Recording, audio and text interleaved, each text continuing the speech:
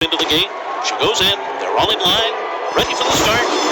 They're off in the Longines Kentucky Oaks. South Lawn had a great start and goes out to the early lead. But now there goes Flying Connection to the outside to take over, and she'll set the pace. North Vader goes right after her. Defining Purpose is next. Then Mimi Kikuchi. The Mischievous on the outside is 6th. South Lawn had a great start. She's 7th right now. She's been taken back, and now she took an awkward step there, and a couple of horses had to check. Promise Her America and Tell Me No Lies both checked as they go to the backstretch. So it's Flying Connection who leads the way on top 3/4 of a length. Defining Purpose on the outside, 2nd. North Vader is 3rd. Mimi Kikuchi 4th to the inside. Then Pretty Mischievous, followed by the Alice Look, and South Lawn to the outside. Botanical is in behind them.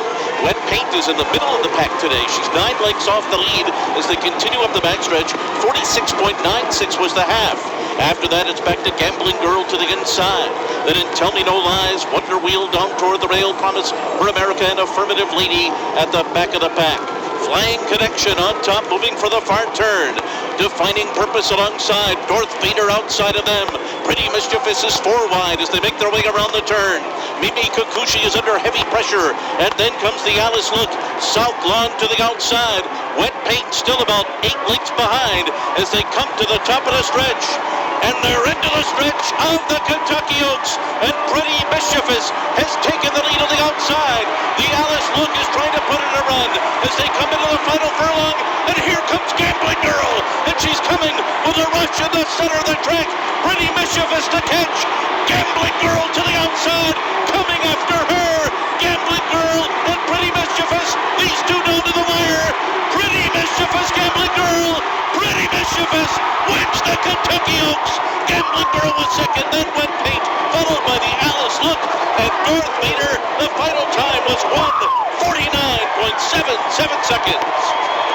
The Pretty Mischievous story started right here at Churchill Downs, the horse's very first race back in September of 2022. Her first 3 races here, and Pretty Mischievous with Tyler Gaffalione aboard. Gaffalione gets his first Kentucky Oaks, and Pretty Mischievous comes away with the victory here at Churchill Downs. A nice stalking trip. Jockey Tyler Gaffalione won the Breeders' Cup Juvenile Filly on Wonder Wheel last fall. He opted to jump off her to Pretty Mischievous. So looks like a pretty good call to me. Always in good position, stalking on the outside, couple 3 lengths off the lead. Looks like the addition of blinkers by trainer Brandon Walsh paid off, because this filly was beaten soundly, 3.5 lengths by South Lawn in her previous race. So big improvement by Pretty Mischievous. They're 3-year-olds, Mike. They beat each other all the time. And there you talk about the charge by Gambling Girl. The 3 here in the stretch. Yeah, on the outside with the orange cap. She's coming on with a white bridle, bearing down on Pretty Mischievous through the deep stretch. A big improvement for her race.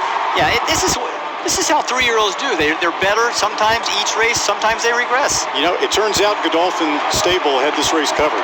You know, they had Wet Paint, the favorite. Wet Paint doesn't perform up to expectations, and yet they're in the winner's circle anyway with Pretty Mischievous. Brendan Walsh and the Dubai ruling family have had a long-term relationship in this sport. I think you made a good point. Wet Paint was kind of mid-package this time instead of out the back, and it might have compromised some of her finish. She came closing moderately, but not that brilliant. Not the same kick. Wet Paint kick we're used to seeing. I think the Alice Look got up 4th, 3rd. It was tight there to Donna Brothers. Tyler, can you talk about what this means to you right now? I can't even put it into words. It's amazing. I just feel so blessed to have these opportunities. I can't thank Brandon and the Godolphin team enough for letting me ride this filly around here. She's a tremendous filly, and she showed it today. A game full of highs and lows. Is this going to be one of your biggest highs so far? I would have to put it up there. This is also trainer Brendan Walsh's first win in the Kentucky Oaks. I'm sure he's listening right now. What do you want to say to him? It means so much to me. He's been such a huge supporter of mine since the beginning. We have a great relationship and have so much confidence every time I'm on one for him. Congratulations. Well done.